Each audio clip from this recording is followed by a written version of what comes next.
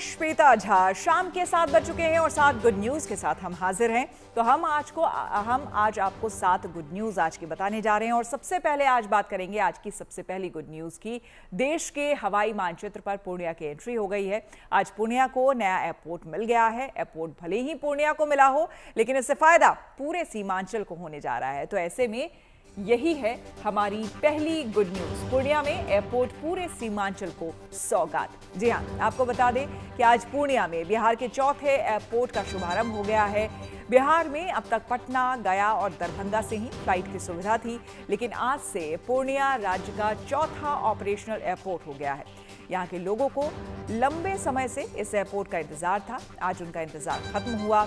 आज प्रधानमंत्री मोदी ने पूर्णिया में नए एयरपोर्ट का उद्घाटन किया। इस एयरपोर्ट के शुरू होने से पूर्णिया में रोजगार और कारोबार के साथ साथ पर्यटन के भी अवसर बढ़ेंगे। एयरपोर्ट के पूर्णिया में शुरू होने से न केवल पूर्णिया बल्कि इसके आसपास के जिलों को भी बड़ी सुविधा मिलेगी। पूर्णिया एयरपोर्ट का सीधा फायदा सीमांचल और कोसी के 7 जिलों को मिलेगा। पूर्णिया के अलावा अररिया, कटिहार, किशनगंज, मधेपुरा, सहरसा और सुपौल को इस एयरपोर्ट का फायदा मिलेगा। भागलपुर और खगड़िया जैसे जिलों के लोग भी इस हवाई अड्डे का फायदा उठा सकेंगे। अब लोग यहां से देश के दूसरे हिस्सों में उड़ान भर सकेंगे। एयर कनेक्टिविटी होने से पूर्णिया समेत सीमांचल के 7 जिलों में पर्यटन, व्यापार, निवेश और रोजगार के नए अवसरों को बढ़ावा मिलेगा। पूर्णिया एयरपोर्ट 4000 वर्ग मीटर एरिया में फैला हुआ है। इसकी क्षमता एक समय में 300 यात्रियों के संचालन की है। पूर्णिया एयरपोर्ट पर एयरबस और बोइंग जैसे बड़े कमर्शियल विमान उतर सकते हैं। पूर्णिया एयरपोर्ट से फिलहाल कोलकाता और अहमदाबाद के लिए डायरेक्ट फ्लाइट मिलेगी। इंडिगो एयरलाइन की कोलकाता के लिए फ्लाइट हफ्ते में 3 दिन मिलेगी। वहीं अहमदाबाद के लिए स्टार एयर की फ्लाइट भी हफ्ते में 3 दिन उपलब्ध होगी। आने वाले समय में दिल्ली, हैदराबाद, बेंगलुरु और मुंबई जैसे शहरों से कनेक्टिविटी बढ़ने पर सीमांचल के लोगों को सीधा लाभ मिलेगा। पूर्णिया एयरपोर्ट रनवे की लंबाई के आधार पर कोलकाता के बाद पूर्वी भारत का दूसरा सबसे बड़ा एयरपोर्ट है। पूर्णिया में एयरपोर्ट की शुरुआत से इस पूरे इलाके की तस्वीर और तकदीर दोनों बदल जाने का अनुमान है। स्थानीय लोग पूर्णिया से हवाई सेवा की शुरुआत से बेहद रोमांचित हैं और उन्हें उम्मीद है कि इससे पूरे सीमांचल में विकास की रफ्तार तेज हो सकेगी। पहले हवाई सुविधा के लिए हम लोग को बागडोगरा या दरभंगा जाना पड़ता था, जो बहुत दूर थी, लगभग 200 किलोमीटर। अब यहाँ पूर्णिया में जो हवाई जहाज सेवा शुरू हुई है, तो इससे आम लोगों की परेशानी दूर होगी और अपना यात्रा जो है तुरंत सफर तय कर पाएंगे। आने वाले समय में सर, जैसे कि अभी कोलकाता और अहमदाबाद के लिए फ्लाइट चालू होगी और बुकिंग भी ठसाठस है। आने वाले समय में पटना हो, नई दिल्ली हो, देवघर हो, जो कि यहाँ का मुख्य है, गुवाहाटी हो। बहुत सारे ऐसे लोग हैं जो कि गुवाहाटी कामाख्या पूजा करने के लिए जाते हैं। अभी बाय रोड, बाय ट्रेन जा रहे हैं। उस समय अगर फ्लाइट की सुविधा हो तो सभी कोई फ्लाइट से जाना ही पसंद करेंगे। हाल ही में बारिश की वजह से जम्मू श्रीनगर राष्ट्रीय राजमार्ग को करीब 3 हफ्ते तक बंद रखना पड़ा था। इससे लोगों को आवागमन में तो असुविधा हुई ही, साथ में कारोबार भी बुरी तरह से प्रभावित हुआ, क्योंकि सेबों के ट्रक अपनी मंजिल तक पहुंच नहीं सके। लेकिन अब इस तरह की मुसीबतों का समाधान रेलवे की एक नई पहल से निकलता हुआ दिख रहा है। इसीलिए हमारी जो दूसरी गुड न्यूज है वो है पहले कार्गो ट्रेन से कश्मीर में तरक्की का पैगाम। आपको बता दें कि कश्मीर के सेबों को बाजार तक पहुंचाने के लिए रेलवे अब हर दिन श्रीनगर से दिल्ली के लिए एक स्पेशल कार्गो ट्रेन चला रहा है। आज इस विशेष पार्सल ट्रेन का उद्घाटन जम्मू कश्मीर के उपराज्यपाल मनोज सिन्हा ने किया।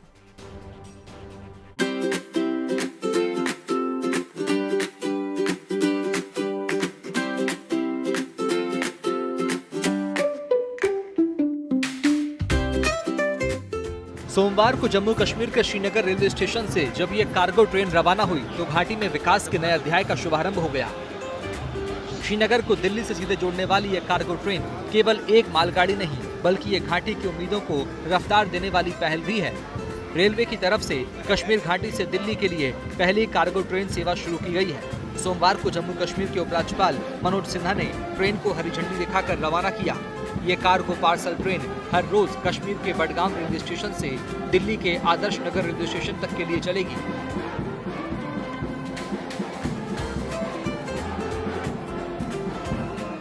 इस तरफ जो आप देख रहे हैं, ये पहली कार्गो ट्रेन है और इम्पोर्टेंट इसलिए है क्योंकि अभी सेब को लेके बहुत ज्यादा बवाल है।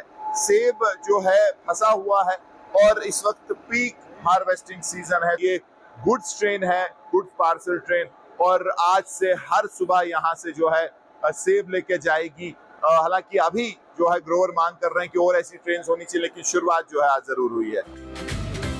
इस कार्गो ट्रेन के चलने से घाटी के किसानों और कारोबारियों को सस्ता और भरोसेमंद माध्यम मिलेगा। इसके जरिए फल और सब्जियां जैसे जल्दी खराब होने वाले सामान देश की राजधानी तक पहुंच सकेंगे। रेलवे की इस पहल से वहां के प्रोडक्ट्स को एक बड़ा बाजार मिल सकेगा। कश्मीर से चलने वाली इस गुड्स ट्रेन से जम्मू कश्मीर की अर्थव्यवस्था को भी तेज रफ्तार मिलेगी। मैं मानता हूँ कि यहाँ आर्थिक उन्नयन में इस ट्रेन का बड़ा योगदान होगा। आए दिन हम देखते हैं कि टोपोग्राफी के कारण, भारी बारिश के कारण नेशनल हाईवे की भी कभी बंद हो जाती है। इससे काफी फ्रूट ग्रोवर को नुकसान हो रहा था। मैं समझता हूँ कि आने वाले कुछ दिनों में एक बहुत ही बेहतर परिवहन की सुविधा रेलवे ने प्रारंभ की है। मैं रेलवे भारतीय रेल को धन्यवाद देता हूँ और मुझे लगता है कि इससे आज जम्मू कश्मीर का एकीकरण होगा। वही कम लागत में किसानों का सामान देश के दूसरे बाजार तक पहुंच जाएगा। इस गुड्स ट्रेन के चलने से सबसे ज्यादा फायदा घाटी के सेब उत्पादकों को होगा। दरअसल कश्मीर भारत के सेब के कटोरे के रूप में जाना जाता है। ये सेब उत्पादन का एक महत्वपूर्ण केंद्र है, जहां भारत के कुल सेब उत्पादन का लगभग 75 से 80% हिस्सा होता है। यह उद्योग स्थानीय अर्थव्यवस्था में महत्वपूर्ण योगदान देता है। सेब उत्पादन से लाखों लोगों को प्रत्यक्ष और अप्रत्यक्ष रूप से रोजगार मिलता है। अभी तक घाटी से सेबों का ट्रांसपोर्टेशन ट्रकों के जरिए ही होता है। ऐसे में जब बाढ़, बारिश या लैंडस्लाइड की वजह से सड़कें बंद हो जाती है तो किसानों के सामने सेबों के बर्बाद हो जाने का खतरा होता है। अभी भी करीब 3 हफ्ते तक जम्मू श्रीनगर हाईवे के बंद रहने की वजह से किसानों के सेब के हजारों ट्रक फंसे हुए हैं। लेकिन इस कार्गो सेवा के शुरू होने के बाद अब किसानों को ऐसी मुसीबत का सामना नहीं करना पड़ेगा। बेसिकली ये एक हिस्टोरिक मूवमेंट है। जम्मू कश्मीर के रीजन से पहली बार हम लोग फ्रूट को मूव कर रहे हैं, जो नया रेल लिंक बना है उसको यूटिलाइज करते हुए। खास करके जो इस विपत्ति आई थी, फ्लैश फ्लड्स, रोड खराब हो गई, लोगों के ट्रक स्टक हो गए, रास्ते में नहीं जा पा रहे हैं, फ्रूट्स खराब हो रहे हैं। इसी बीच में रेलवे ने इमीडिएटली रोपिन किया और बीपी का पार्सल ट्रेन का मूवमेंट किया। इस कार्गो ट्रेन में फिलहाल 8 डब्बे लगाए गए हैं और एक डब्बे की क्षमता 23 मीट्रिक टन की है। ऐसे में एक बार में करीब 170 मीट्रिक टन सेबों का ट्रांसपोर्टेशन हो सकता है। माना जा रहा है कि इससे करीब 15 से 20 ट्रकों का माल हर दिन दिल्ली भेजा जा सकेगा। रेलवे का कहना है कि जरूरत पड़ने पर डब्बों की संख्या या ट्रेन के फेरे भी बढ़ाए जा सकते हैं। अभी ये एक टाइम टेबल्ड पार्सल ट्रेन है, ये डेली चलेगी। बडगाम से बड़ी ब्राह्मणा रुकेगी एक बार और उसके बाद में दिल्ली जाएगी। ये डेली सर्विस रहेगी। इसमें 8 पार्सल वैन रहेंगे।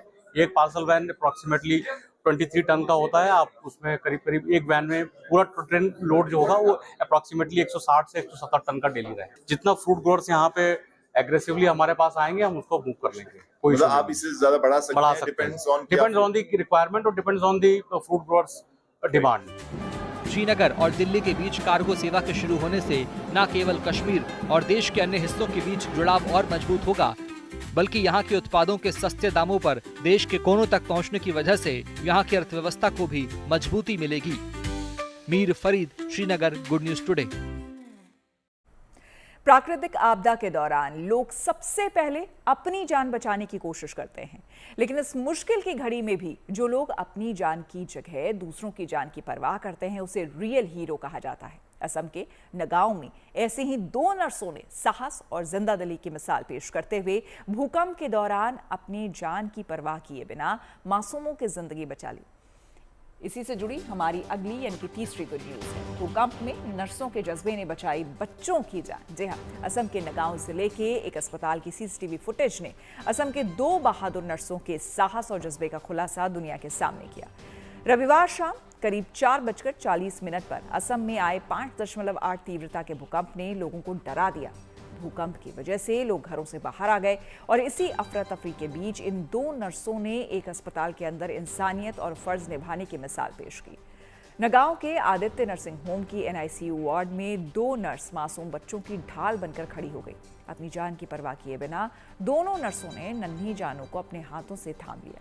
ये पूरा वाकया CCTV कैमरे में कैद हो गया। NICU में भूकंप के वक्त इन नर्सों पर 3 बच्चों की जिम्मेदारी थी। इस मुश्किल वक्त में एक नर्स ने अपने एक हाथ से 2 बच्चों को थामा और एक नर्स ने 1 बच्चे को। भूकंप के झटके तेज थे, लेकिन इन नर्सों का हौसला इन झटकों से कई गुना ज्यादा मजबूत था। अस्पताल प्रबंधन ने भी इन जाबाज नर्सों को सम्मानित करने का ऐलान किया है, लेकिन असली इनाम तो वो नन्ही धड़कनें हैं जो आज भी सुरक्षित हैं। इस वीडियो में 2 नर्स जो जब भूकंप आया था, जहाँ पे खिड़की ऑक्सीजन सिलेंडर जो ग्लास थे जब हिल रहे थे, एक CCTV फुटेज में 2 महिला नर्स जो बच्चे थे, वो NICU वार्ड जो बच्चा का वार्ड होता है, जो नया जन्म हुआ बच्चा को रखा जाता है, उस वार्ड में 2 महिला नर्स बैठे हुए थे। उस टाइम जब भूकंप आया था, उन लोग हॉस्पिटल से नहीं छोड़ के, उस जगह को नहीं छोड़ के, जब 3 बच्चे थे वहाँ पे, उन लोग ने जाके एक नर्स को देखा गया था कि दोनों बच्चों का जो क्रेडल होता है, जो बिस्तर होता है बच्चे के लिए, जो बिस्तर होता है, और 2 हाथों से पकड़े हुए देखा गया था। और एक नर्स को वहाँ पे हाथ से, खुद का हाथ से बेबी को कवर करते हुए दिखा गया था।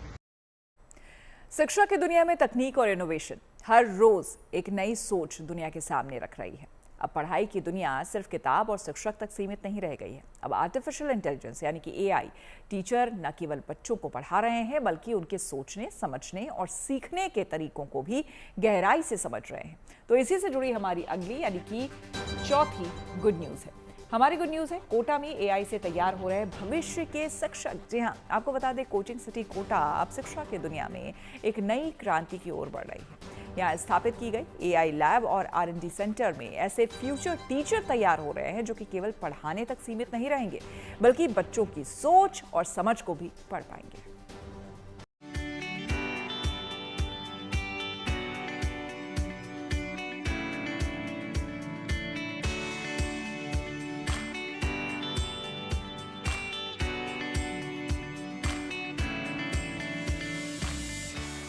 कोचिंग सिटी कोटा में अब तैयार हो रहे हैं भविष्य के अत्याधुनिक टीचर।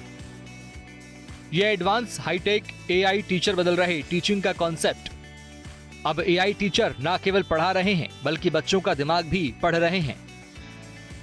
कोटा में अब पढ़ाने के लिए अत्याधुनिक तकनीक का इस्तेमाल किया जा रहा है। यहाँ पर आर्टिफिशियल इंटेलिजेंस के जरिए टीचिंग की नई परिभाषा गढ़ी जा रही है। यहाँ के स्कूल कोचिंग इंस्टीट्यूट में अब पारंपरिक पढ़ाई के तरीकों में बड़े फेरबदल के साथ टीचिंग के नए अध्याय की शुरुआत हो रही है। कोटा में आर्टिफिशियल इंटेलिजेंस के जरिए विकसित किए गए ये खास टीचर छात्रों की कमजोरियों और ताकत को तुरंत पहचानने में सक्षम है। एडवांस और स्मार्ट टीचर छात्रों की क्षमता के आधार पर कस्टमाइज्ड प्रैक्टिस शीट और स्टडी प्लान तैयार करते हैं। इसके बाद उनके लिए माइक्रो टेस्ट, स्मार्ट असाइनमेंट और वर्चुअल स्टडी मटेरियल तैयार किया जाता है। पढ़ाई के इन स्मार्ट तरीकों में जैसे ही बच्चा कोई गलती करता है, उसे तुरंत फीडबैक मिलता है और उसके बाद उसे गलती सुधारने का मौका भी मिलता है। कैसे इसके जरिए आप या आपकी कमियां बताती हैं, कैसे आप इसको यूज करते हैं? सर, तो पहले हम ऐप पे जो टॉपिक्स हमें चाहिए वो सेलेक्ट कर लेते हैं, उस पर टेस्ट वगैरह जनरेट करके सॉल्व करते हैं। उस पर भी स्पेसिफिक टाइम होता है और सॉल्व करने के बाद जो क्वेश्चंस हमारे गलत हो जाते हैं या फिर जो एरियाज टॉपिक के वीक रह जाते हैं, उसको वो ऑटोमेटिकली आइडेंटिफाई कर लेता है और यहाँ पे फिट कर देता है। और जब हम यहाँ पे आते हैं, अपना रोल नंबर, ID और OTP वगैरह डालते हैं, तो जो हमारे स्पेसिफिक वीक पॉइंट्स है चैप्टर के, उसी पे बेस्ड टेस्ट आता है, उसी पे बेस्ड क्वेश्चंस आते हैं। इस तरह से बच्चे इसमें अपना रोल नंबर डालते हैं और उसके बाद ये इन्होंने, इसके बाद आपके पास OTP आता है? हाँ, OTP भी आता है, पिन भी आता है, पर मैंने OTP सेलेक्ट किया यहाँ पे। अच्छा, आपने OTP सेलेक्ट किया, फ़ोन में आएगा।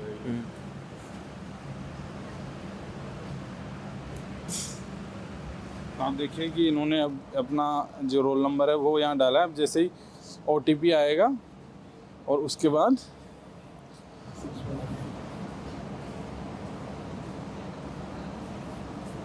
अब खुल रहा है ये। रिसेंटली मैंने फिजिक्स का दिया था, केमिस्ट्री और मैथ्स का मैंने निकाल दिया कल ही। हाँ, और ये जो 2 नीचे आ रहे हैं इनको मैंने केमिस्ट्री और मैथ्स कल ही निकाल लिया, तो फिर से देना पड़ेगा टेस्ट। अच्छा, फिर टेस्ट हाँ। के बाद ये निकाल। हाँ, तो ये मेरे वीक पॉइंट्स रह गए थे, तो बस प्रिंट कर लेना है, निकल जाएगा।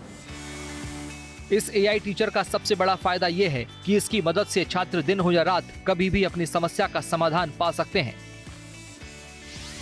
एआई के जरिए तैयार किए गए स्मार्ट असाइनमेंट और माइक्रो टेस्ट में छात्र जैसे ही कोई गलती करता है तो तुरंत फीडबैक मिल जाता है, जिससे छात्र उसी समय अपनी कमी सुधार लेते हैं। एआई मशीन हर स्टूडेंट की व्यक्तिगत क्षमता के आधार पर अलग अलग प्रैक्टिस शीट और स्टडी प्लान तैयार करती है। छात्रों को अपनी शंकाओं का समाधान हर समय मिल सकता है, फिर वो रात के 2 ही क्यों ना बजे हों। यहाँ छात्र अपने फेवरेट टीचर के एआई अवतार से सवाल पूछकर अपने डाउट्स क्लियर कर सकते हैं। 1.5 घंटे की क्लास को 15 मिनट की शॉर्ट क्लिप में बदलकर आसानी से रिवीजन किया जा सकता है।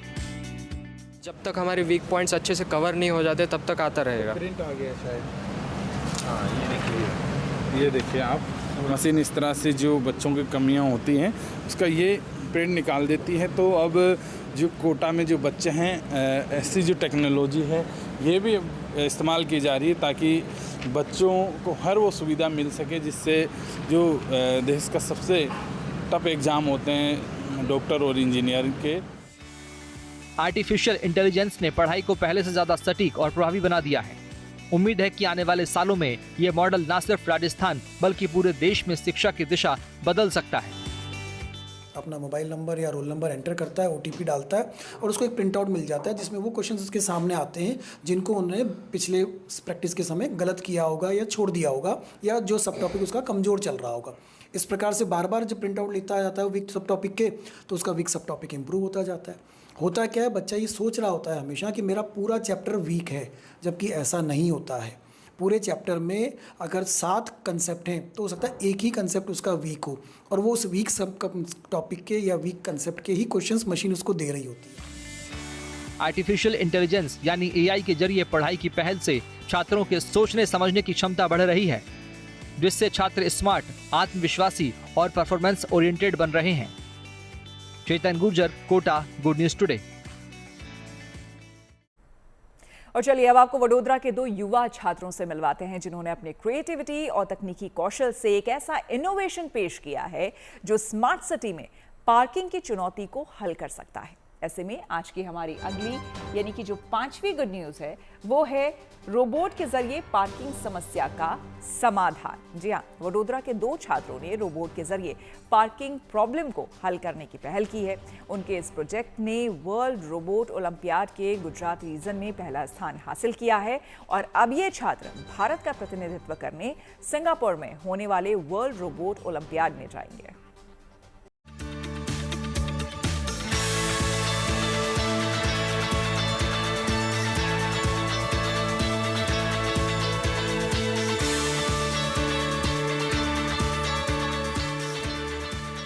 नई सोच और नया जोश दुनिया को बदलने की ताकत रखता है। वडोदरा के 2 स्कूली छात्रों ने इसे सच कर दिखाया है। अपनी रोबोटिक प्रतिभा से उन्होंने देश ही नहीं बल्कि दुनिया भर में भारत का नाम रोशन किया है। कक्षा 7 में पढ़ने वाले आरव पांड्या और कक्षा 8 में पढ़ने वाले हेत उपाध्याय ने मिलकर वेलेड्रॉइड नाम का एक स्मार्ट रोबोटिक सिस्टम तैयार किया है जो शहरों में पार्किंग की समस्या को हल करने में मददगार हो सकता है। यही वजह है कि आज ये दोनों छात्र टेक्नोलॉजी की दुनिया में एक चमकता हुआ नाम बन चुके हैं। इंडिया में बहुत ज़्यादा पॉपुलेशन है तो व्हीकल्स भी बहुत ज़्यादा है, इसीलिए वैले पार्किंग सर्विसेज में बहुत ही ज़्यादा ट्रैफिक हो जाता है और टाइम डिलेज होते हैं।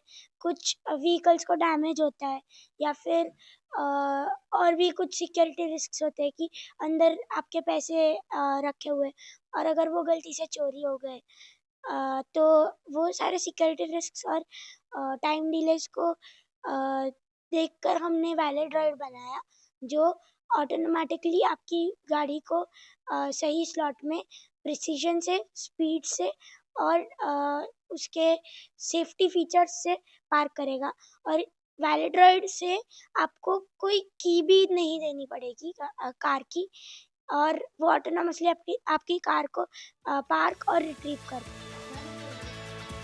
शहरों में अक्सर पार्किंग की समस्या लोगों को झेलनी पड़ती है, कभी मार्केट में तो कभी ऑफिसेज में। लेकिन इन दोनों छात्रों के इस वैलेट ड्रॉइड रोबोटिक सिस्टम के जरिए इस परेशानी से छुटकारा पाया जा सकता है। हालांकि अभी तो ये सिर्फ प्रोटोटाइप मॉड्यूल है, जिसको Gujarat regional of world robotic olympiad में पहला स्थान हासिल हुआ है। यही नहीं, WRO इंडियन नेशनल 2025 में दोनों छात्रों ने अपने इस इनोवेटिव मॉडल के दम पर देश भर की लगभग 70 टीमों को मात दी है। एक्चुअली तो बहुत सारे रजिस्ट्रेशंस थे। पहले रीजनल कंपटीशन थी जहाँ पे भी हम लोग फर्स्ट आए थे, वो अहमदाबाद में हुई थी। और उसके बाद टोटल 69 टीम्स क्वालिफाई हुई थी out of all the people in junior category of future innovators. And उसके बाद नेशनल्स कंपटीशन हुई थी जहाँ पे 69 टीम्स थी हमारी कैटेगरी में, और उसमें से हम फर्स्ट आए थे। इनकी क्रिएटिविटी और तकनीकी समझ से प्रभावित होकर मेकर फेस्ट वडोदरा 2025 में भी इन्हें गोल्ड मेडल दिया गया है। अब ये दोनों छात्र सिंगापुर में होने वाले WRO इंटरनेशनल 2025 में भारत का प्रतिनिधित्व करेंगे, जहां दुनिया के बेस्ट यंग रोबोटिक्स माइंड से इनका सीधा मुकाबला होगा। इंडिया को रिप्रेजेंट करने के लिए तो बहुत एक्साइटमेंट है। अब हमको 2 महीने तक बहुत मेहनत करनी पड़ेगी और हमको बहुत सारे इम्प्रूवमेंट्स भी करने पड़ेंगे हमारी करंट सिस्टम पर। In internationals there are 95 plus countries which are coming, and उसमें से हर एक कंट्री की एक टीम होगी। सो वहाँ पे 95 टीम्स तो मिनिमम ही होगी।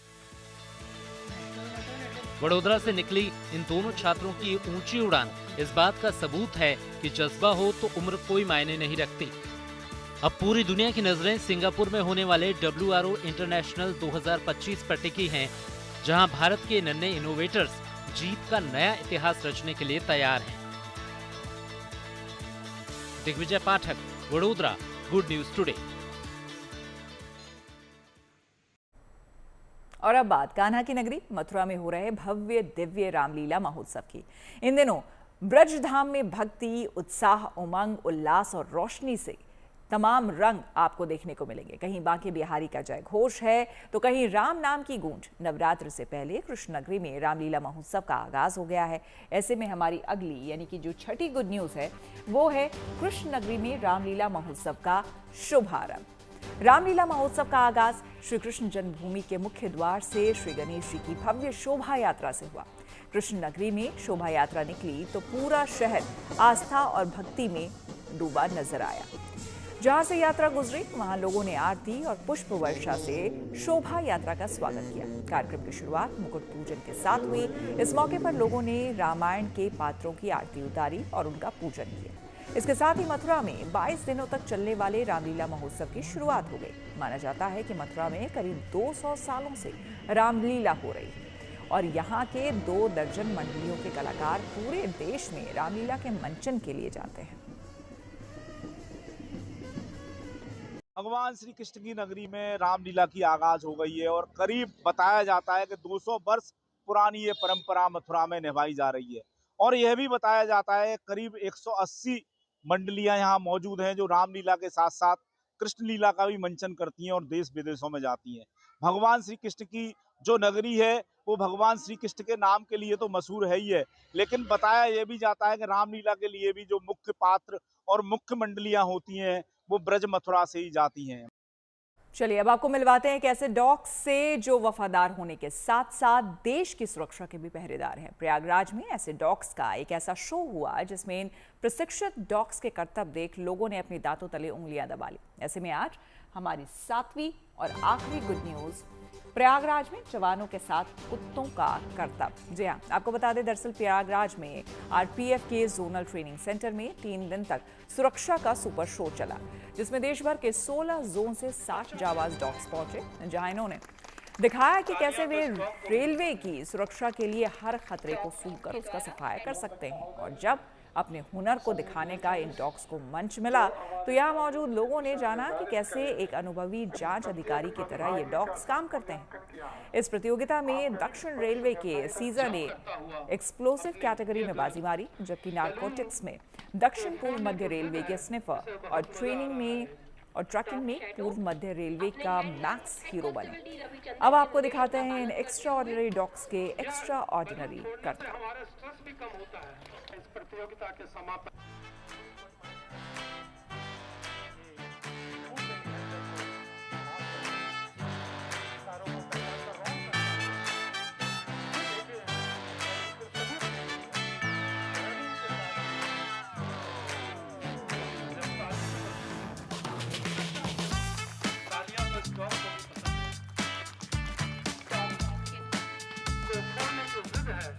बहुत मजा आ रहा है।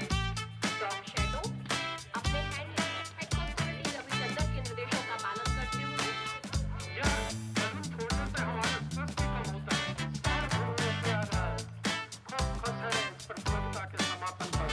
मजा आ रहा है कहता हुआ मैं घूमने जा रहा हूँ।